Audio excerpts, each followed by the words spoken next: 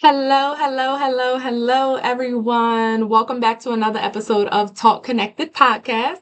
I am Virginia Murray. I'm a licensed professional counselor, right? So, what is Talk Connected Podcast? Talk Connected Podcast is a space and a place here to encourage, inspire, to assist.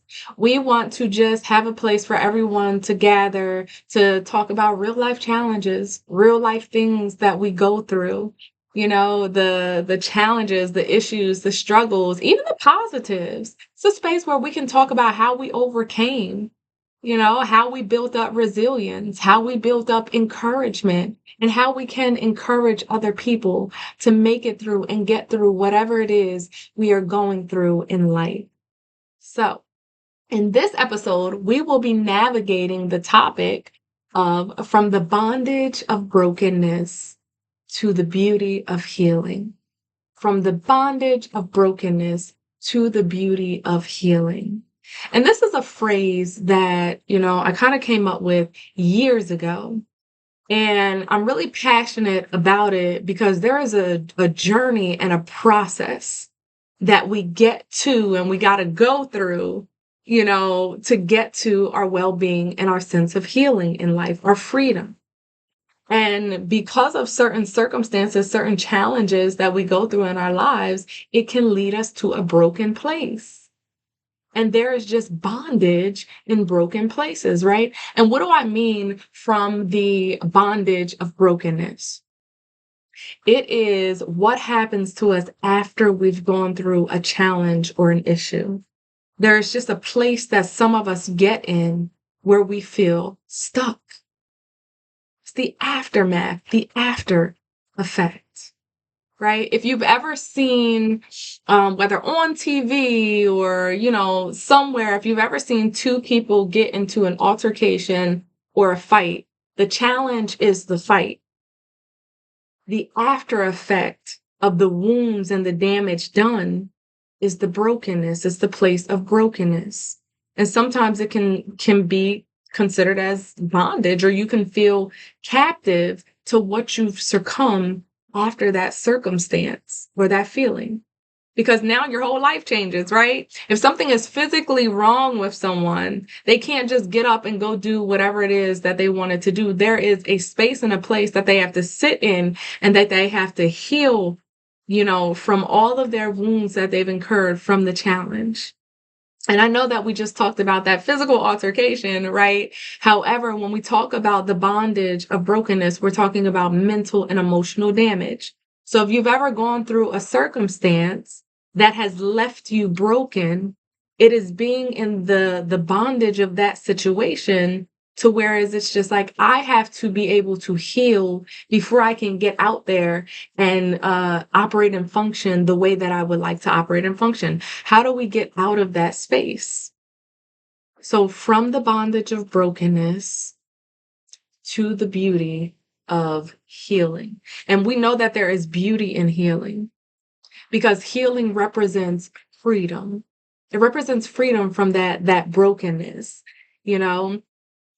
Healing is the process of restoration after you experience pain, trauma, or loss, or anything negative in your life that you have gone through.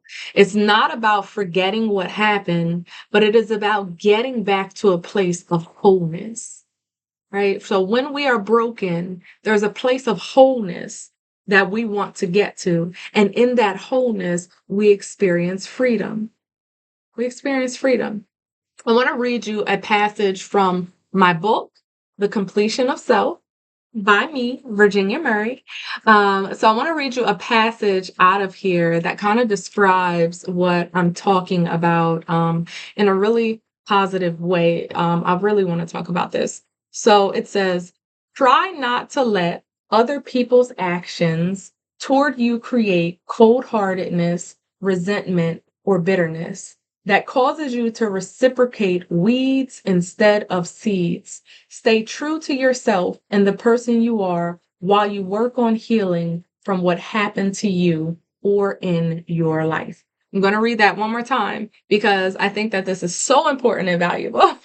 So it says, try not to let other people's actions towards you create cold-heartedness, resentment, or bitterness that causes you to reciprocate weeds instead of seeds. Stay true to yourself and the person you are while you work on healing from what happened to you or in your life. And I love this because when people do things to you, sometimes it can leave not the best impact on us. Sometimes in our humanness, right, we'll say, oh, well, you wanted to do this to me. Well, how about I do that to you? I want you to feel how you hurt me.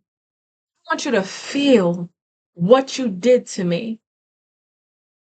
But I don't think that that's the right path to go on, because then you allow people the power to change who you are, to change your heart, so that the next circumstance that you're in or the next person that you come in contact with, they're not receiving the real you. And what if that was the very situation that could have nurtured you or reciprocated exactly what you needed and exactly what you were looking for? We cannot let circumstances or other people change our hearts in a negative way or change our mindset in a negative way. I've shared on here that I went through 10 years of domestic violence. Right. That was something that was my bondage and brokenness that I had to heal from and find freedom and wholeness in again in my life. And while I was going through this, I shared that people kept saying to me, how are you still you? How can you still love? How are you still, having an open heart after the experiences that you went through and the situations that you're describing? And I never knew what that meant. I never knew what that meant until later on in my life. And I really started to dig into it, and I really started to reflect on everything that I had been through. And I started to, continue my healing journey. And when I got back to a place of wholeness and freedom and healing, because yes, you will get to that place. Yes, you will. You just have to pour inside of yourself. It was then that I realized that situation, it had the power to take me from me. And what I mean by that it had the power to make me angry, to make me frustrated, to make me bitter, to make me shut down, to make me go through depression, to hold me in captivity in a place of hurt and pain. But I chose to be intentional. And I chose to say, no, that space and place is not for me. Now, how do I get out of this place of brokenness? How do I heal? You have got to pour into yourself. You have got to realize that you are resilient. You have got to encourage yourself. You have got to realize that you have purpose. And as you are navigating your journey of purpose, there will be things and people and situations and places and environments that try to knock you off of your pivot of who you are. Because there are things and people that don't want to see you walk into who you have already been predestined to be. There are things out there and people out there that are hurt, and they want other people to feel how they feel, and they're miserable and they're bitter, and they don't want other people to be happy or have freedom or a sense of wholeness. And it may be subconscious. Misery loves company, right? That saying. Sometimes it's not on purpose that people do the things that they do, but they have had hurt and pain that they never healed from. And they're in a captive place and they're in bondage and they just don't know how to get out of that space of brokenness. And that space of brokenness may have become normalized to them. And that's how they're operating and functioning. And they're spewing out what other people are getting. It goes one of the episodes, the journey of forgiveness, that we've had. I talk about how so often when situations or circumstances happen in our lives, or when we are subject to something over and over and over and over and over again, it starts to seep into our mindset.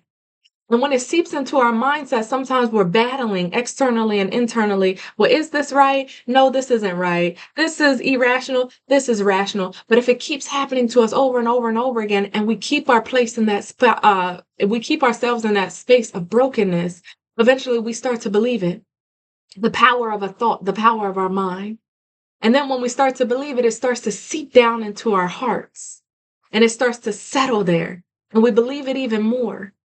And now that it is a thought we believe and it's in our heart and our heart posture believes it, now we start speaking it out of our mouths and it becomes normalized in our lives. When we realize we are in a place of brokenness, you have power over what you choose to believe, over how resilient you are going to be. Just like those thoughts tend to seep into our mind, you have authority to combat and challenge those thoughts. There is an authority inside of you if you could just realize and recognize who you are and that you will get through this thing. Sometimes we don't have control over the thoughts that come in our mind. Sometimes they just pop up, right? They're just thoughts. You could just be sitting there and a random thought will pop up. You didn't have control over that thought coming in your mind, but you have control over how it affects you once it comes. Over you have authority over the power that thought has over you. And it can be a strong thought. It can be a strong thought, whether depression, anxiety, loss. What happened? How did this happen? I blame myself. I feel guilty because of XYZ. They can be powerful thoughts, but you can challenge them and reframe them and not let that thought win. Do not let who you are change because of a negative circumstance that you have gone through. And there is a difference, right? There are certain positive things that we go through, accomplishments, positive situations, positive things that pour into us that change us for the better. But in the bondage of brokenness, we're talking about the negative situations that come to break us and keep us captive in a place that we don't belong because we have somewhere to be and we have purpose. We have healing to acquire in our lives. And once we acquire that healing, we can freely become whoever it is that we are called to be in this life. I encourage you strongly. Do not let negative situations change your heart and who you are as a person, because you were created to be that person, to do great things. And if you let something or someone change who you are and take that away from you, you are limiting yourself and creating barriers from who you were called to be and the purpose that you were called to walk in. And in here, in the book, The Completion of Self, when I say, try not to let others' actions towards you create cold-heartedness, resentment, or bitterness that causes you to reciprocate weeds instead of seeds, right? I'm speaking to the seeds that we sow.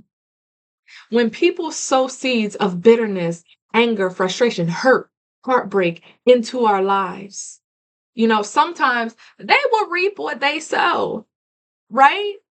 But when we say, okay, I want you to feel exactly what I feel, I'm going to also sow seeds of bitterness, anger, frustration, or negativity back into your life. What do you think you're gonna reap? We reap exactly what we sow, which means whatever we put out there is what we get. Sometimes, right? Sometimes.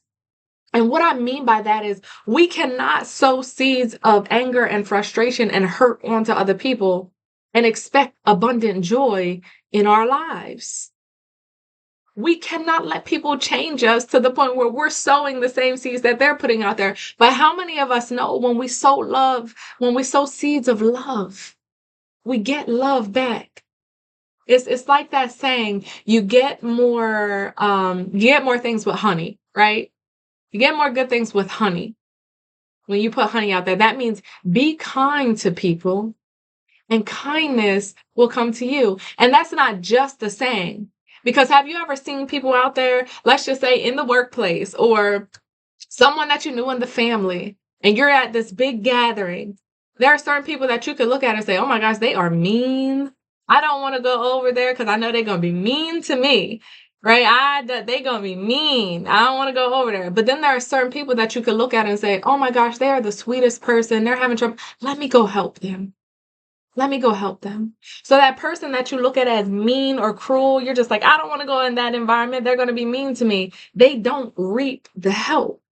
But a person that you can look at and you can say, they are such a kind person. They have a wonderful heart. They're always helping people. Let me go help them. Because of their kindness, they reap kindness. They reap that kindness. People are ready to pour back into them. But when we let negative circumstances or the brokenness that people do in our lives create weeds, not seeds, we know weeds will literally destroy something. It will literally destroy something. They get down to the roots and they begin choking the roots, and then the plant ends up, not in the most healthiest condition. It's the same. Weeds in our lives allow us not to be in the most healthy position. There are weeds choking certain beautiful qualities and characteristics and our kindness and our love and our heart. And they're just coming in and they're taking over because of what we have experienced and because we've allowed them to just come in and choke out all those good things inside of us. And how many of us know when we pull weeds, right, on our journey of healing, weeds have the ability to come back. I don't know if you've ever gone outside and you have garden or you've ever pulled weeds out of, the ground. They come back. So we actively have to be on top of making sure we're in a place of healing. We have to consistently pour inside of us and tend to who we are, just like we would tend to pulling those weeds. We cannot let weeds overrun our lives, but good seeds. We have to continue to sow acts of love, acts of kindness. We have to continue not to let what other people do in our lives make us want to do it back to them, because that's not who we are. That's not who you are. And if you have turned into being that person and you look in the mirror and you don't love who you see because a situation has changed you, it is not too late to start your journey of healing. It's not too late to say, what do I need to change? Because I don't like this person that I have turned into. We have all been at a place in our lives. We are not perfect. We have all been at a place in our lives where we have looked at ourselves or reflected on what we see, or somebody has said something and it's caught us off guard. And we realize, like, how did I get here? I don't want to be this person. I want to change. It's not too late to start changing. We have all made mistakes. We have just got to take accountability for those mistakes, extend forgiveness to ourselves, extend or ask for forgiveness from other people. And then we have got to figure out, how do we navigate this journey of healing and change? Not to get back to who we used to be, but to get to a better version of us than what we used to be. How to be a more healed, healthy, purposeful, and intentional version of us. Because we can. Because we can. So, how do we get to that person? How do we get to that person? How do we not let circumstances affect us? Number one is you have to realize who you are. You have to also understand how that situation affected you and what it affected in your life. And then you have to ask yourself that question that we ask even when we're checking in on ourselves, right? What do I need in this moment to start? It's not about looking at the entire path, about, this is what I need on step 1, 2, 3, 4, 5, 6, 7, 8, 9, 10. This is where I want to end up. This is how I want to get through it. No, you just need to understand and realize this is what I need today. This is what I need today. And you also just have to acknowledge, I don't want to be broken anymore. And if you're not fully broken, I don't want to be this person anymore. I don't want to be in this heartbroken spot in my life anymore. I don't want that hurt that happened to me in my life to have this power over me anymore. And this is what I need to do right now in order to help me. It may be, talking to someone about what happened to you. It may be finding a support person like a therapist, in the community. It may be, well, I want to get back into, church or building my relationship with God. It may be, so many different things in the uniqueness of you. We have to realize that people can go through the same situations, but their healing paths are just different. It gets to the same result of wholeness and healthiness and well-being and freedom, but their paths and their journey are different because of who they are, because of what they have been through, because of how they need to get, and get through it. Our journeys are so different. That's why we cannot look at someone and say, oh, you went through the same thing I went through. I also went through that. This is what you need to get through it. No, you can't tell them. You can share with them what helped you, but they're going to need something different on their journey. They're going to need something different, and that's okay, right? That's why it's important that we find a support system, because we have been trapped in, brokenness and captivity for so long. We're going to need someone with an outside perspective. How many of us have seen kind of like a TV show or a movie, right? Where someone that was in prison for a long time, they get out of prison and the whole world has changed around them. And they're having trouble navigating it or functioning. And what's this? And I don't know how to use this, and it's just like, it takes an outside perspective or a support system to help them. Hey, here's where you can get this. Here's how you can use this. Let me show you what this is. And then they start to find their way. That's what kind of therapy is, or a support system. That's what it is. It's helping someone navigate something from a different outside perspective. Sometimes we have been in captivity or brokenness for so long, and we've been operating in it, and it's been normalized to us for so long that it takes an outside perspective to say, let me help you see things from a different angle. Let me help you learn how to operate and function in healthiness instead of brokenness. This is where that term comes from. Many of us have heard that term, hurt people, right? Which means people that have been hurt and they're living in that and they're in the brokenness of it. When they get together with someone that maybe is healthy, they will hurt them. And then so on and so forth. And it just creates a chain reaction. It's true. It is very true. If you do not find you're healthy, if you do not find your healing, that hurt and that pain that is inside of you will touch other people that you have relationships with, because it has changed you in a negative way, and you've got to break that and get up out of it and find the beauty of your healing. There are certain instances, being in this field and being a professional counselor, I talk to a lot of people, not just in my field, but also outside of my field, just people, random people that I have conversations with, and sometimes you can see the brokenness inside of people. And when they don't heal, you see this person that's going through so much hurt and so much pain, and they didn't mean to become that person.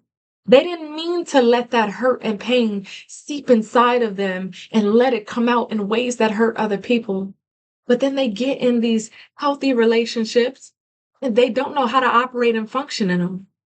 They don't know how to, people that have been in a hurt place and that have been hurt and have been functioning in that, when they get inside of a healthy relationship, they don't know how to function in it. And then they end up hurting that other person, not on purpose, not on purpose. And I've seen people say, like, I don't know what to do. I keep doing these behaviors. I keep doing these things. And it's hurting my partner. It's hurting me. And sometimes it ends the relationship dissolving. Why? Because you've carried that hurt and pain from one situation to another. You're just carrying it around. Imagine you got a backpack on, right? Or it's just a little mug in your hand. And you're just carrying it, carrying it, and carrying it, and carrying it. And you're not doing anything with it. The burden is heavy. The brokenness is there. The pain is following you. And how does it come out in relationships, right? When you get into a healthy relationship and you're still hurt and not healed, it could come out as it's saying abusive things to them. It can come out in saying the most spiteful, nastiest things to hurt that person that you love. You know, you love them, but because I'm carrying this hurt and pain, you said something to me that I didn't like or that reminded me of my ex. And now my sharp tongue is saying this to you. And now I've hurt you. And now I didn't mean that. And then the second time it happened, oh, I didn't mean that. Then the 10th time it happens, you already know I didn't mean that. I have a problem. I say things that I don't mean all the time, right? And these, instead of finding help to get to a healing, or get to a better place, we begin to make excuses. This is just how I am because somebody hurt me. This is what they did to me. And I don't know how to change that. Just please keep loving me. Don't leave me. I need help. And you just keep doing it and doing it and doing it because it became an excuse for why and how you became who you became, instead of you working on changing that. Sometimes we've got to pick up accountability and we've got to say, you know what? What I said to you was wrong and I did not mean it. This is what I'm going to do to work on that and change that. Because I refuse to keep speaking to you like that or doing those things to you like that. That is an indicator that something is wrong. If you are caught up in a pattern where you keep hurting someone and you were never that person to hurt someone, you have been hurt and you need to find healing and wholeness again. Do not lose who you are or lose yourself because of something that happened to you. Free yourself from that place of brokenness and find the beauty of your own healing. So we have to pick up accountability. We have to say and acknowledge, this is not who I am. This is not who I want to be. I'm going to change this. Find a support system. Learn how to work on healing. What are the things in your life that you know that you need to heal from? What are the things that you feel like you need to heal from? That's a reflection, right? Oftentimes, in therapy, I'll give reflection tasks. And so if you know that you are struggling with being hurt or going through a pain because of what someone did to you or a situation that you found yourself in or something that you did, and then there are consequences to it. And if you are in a situation where you find yourself in the bondage of brokenness, right? The bondage of brokenness, something that you need to find healing and growth in, and you want to transform your wounds into wisdom, and take meaningful steps toward emotional and mental well-being. Then I give you, this, I can leave you with this. Get a notebook and a pen. I'm old school. I like to write things down. If you want to grab a tablet or a laptop or a device and your phone and type in the note section, there's a reflection that you can do. Number one, in that reflection, check in on yourself and look at yourself, truly look at yourself and say, who am I today? Am I being the best person that I feel like I can be? Do I feel like I'm walking in my purpose? Or do I feel stuck? And then you could begin to reflect on if you feel like you feel stuck or you feel like you still have to go through healing. You can write about and ask yourself, what am I stuck from and on? What am I stuck from and on? How has that affected me? And what do I need to get out of that broken space? How can I become a better person, more intentional and more purposeful? There are things that we can all do in our lives to become better people. Growth and development in our lives, it never stops. As long as we are living, number one, we need people. That's the support system that I talk about. Collaborations, support, because there are certain doors that we can get to, but sometimes we need other people to give us access to walk into. That's why everybody has different talents, different gifts, different spaces, different things that they're good at, because the things that sometimes we're not good at, we can get ourselves to a certain point, but sometimes we need other people to give us access to certain doors to help us in collaboration to build. We need people. People need us. We need to work together on this thing called life in our journey. Make sure you have the right people, though. The appropriate people, the healthy people, the people that are supposed to be there, not the people that are going to limit and hinder the things that you are set out to accomplish and the person you are set out to be. So number one, we need people. Number two, you have to recognize you have the authority in your life to remold yourself into who you want to become. When we make mistakes, when things change us, we are the potters of our own lives, right? We can destroy that clump of clay that is not turning out the way that we want it to be, right? We can clump back down that thing in our lives that broke us, and we can get new vision and new insight, and we can start building that vision and insight the way that it's supposed to be, the way that we want it to go and be. And I use a lot of analogies, but I think that that is a beautiful analogy, and it gives people imagery, being the potters of our lives. Our lives, sometimes different aspects is that lump of clay that's in front of us, and we're like, what do we do with this? What do I want to build? And then you start building. And when the vision's not turning out right, mold that clay back down. You might have to put a little bit more water on it, mold it back down and start to get new vision and start to build in the way that you want to build. So I just encourage you to know, right, that there is healing in your brokenness. You just have to be intentional about acknowledging, making a plan, taking the steps, and executing them. Right. And I just want to leave you with this because I think that this is so awesome. I was reading my Bible, and when I read my Bible, I like to study it and I like to really get into what things mean. And one word stood out to me. It was hope.